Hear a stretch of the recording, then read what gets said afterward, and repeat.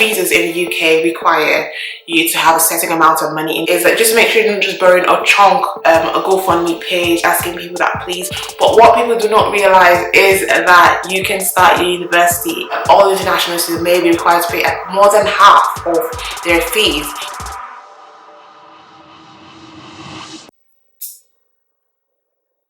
I just felt like I should make an entrance because I mean it's been a while. Hi everybody, welcome back to my channel. My name is MVC and so today I'll be talking to you about why UK universities no longer trust proof of funds. So hi guys, it's been a minute. Not really, but I've been off and on. I drop a video a week and I go off for another week. I've been so busy. I'm hoping to be back on track with the videos. Is September in a couple of days and new students are coming in. It's exciting to see people going shopping for their pillowcases, the things they need for university. It's so amazing. And I've had a couple of people in my pharmacy as well that's obvious that they've just moved as well, asking questions of free medication, how to get the NHS working for them. I answered a couple of their questions.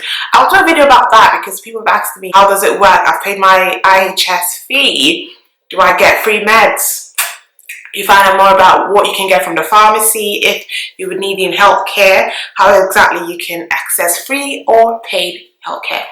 So guys, today I'll be talking to you about the proof of funds. Most visas in the UK require you to have a certain amount of money in your account before you would be offered a visa, as amongst other requirements and criteria that you have to meet.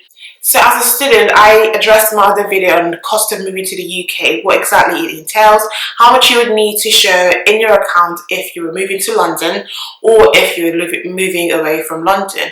Obviously in London is more expensive. They require you to have quite a chunk in your account, and as well as outside London. But if you haven't watched that video, go back and watch it. You know the drill. Cost of moving to the UK.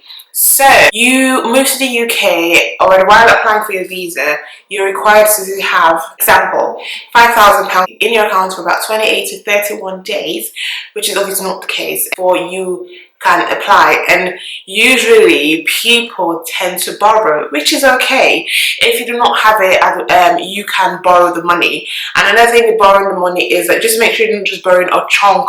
At the Home Office, when you're applying for your visa, they just see a chunk of money that's dropped down and then it's counted for 28 or 31 days. It's going to be obvious that you have actually borrowed. But I'll be doing a video on how you can build proof of funds and how exactly you can go about it so that it's not too suspicious when you're trying to apply, so that it's not like, okay, where did you get the money from?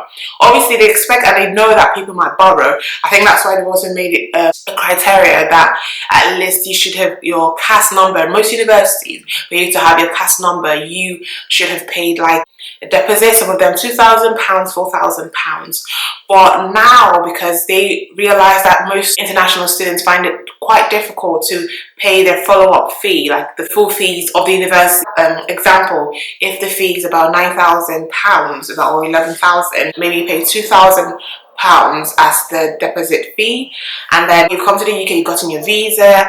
And when you come to the UK, you usually, obviously before you travel, you've paid back all the money that you borrowed. You have little or nothing, because I think most people tend to do, they borrow this money and then they've gotten their visa and then they start to pay back, and when they come to the UK they have just enough to pay a couple of months rent and just start your course. Some universities will allow you to start your course even if you've not paid half or any amount. As long as you've paid that deposit, you can start your course. Some people may require you, before you start any course, to at least pay half of your fee. But because most universities are quite lenient, they allow you to pay just a little bit and then you can start your course anyway. But now universities have seen that international students tend to borrow. When they start their courses, most of the students find it difficult to pay, and the universities have to now send out emails. A couple of emails I heard about or also seen online when people have been GoFundMe pages. I know some of you have seen that as well. it comes to a point that people put together a GoFundMe page asking people that please, I will be kicked out of my uni course, I won't be able to graduate if I don't pay a certain amount. And I've seen that some people usually ask, okay, how exactly did you move in the first place if you're not able to afford your fees? But what people do not realize is that you can start your university even if you've not paid your fees in full, because you were given the visa because you met the eligibility criteria. So the criteria wasn't you should have paid all your fees. The criteria is you should have the amount enough to sustain you. That's your upkeep fee as well as university fee. So it can be in your account, you may not have paid, but you're giving this visa because you have shown that yes, you have this money, in quote, but obviously it may have not been your money. And so when it's time to start your course, you don't have that money because, like I said, you've paid back your money. So now universities are like, okay, they might require in the nearest future that all international students may be required to pay more than half of their fees to reduce the amount of chasing around they've had to do, because obviously I think the university finds it quite difficult to get most students to pay. The whole issue of, oh, you would not graduate, you won't get your certificate if you did not pay the rest of your fees, you would be cut out of lectures and whatnot. And obviously no one bargains for that. I know that people, in as much as they borrow to sort out your visa, their aim was to come to the UK, get work while studying and try and offset their bills, but sometimes it doesn't happen that way, and then you're stuck with trying to finish your study as well as not worry too much and raise the money. It's quite difficult. So that's why it's advisable, if you can, to study in a university that is quite affordable, that even if you get to a point where you're finding it difficult to pay the rest of it, you don't need to work extra hard to raise the remaining, especially if you have paid quite a chunk of the fees. So my advice concerning that is, once you realize or once you decide that you want to leave the country of residence, your home country, just make sure you start trying your best to build your funds. Obviously, it's easier said than done.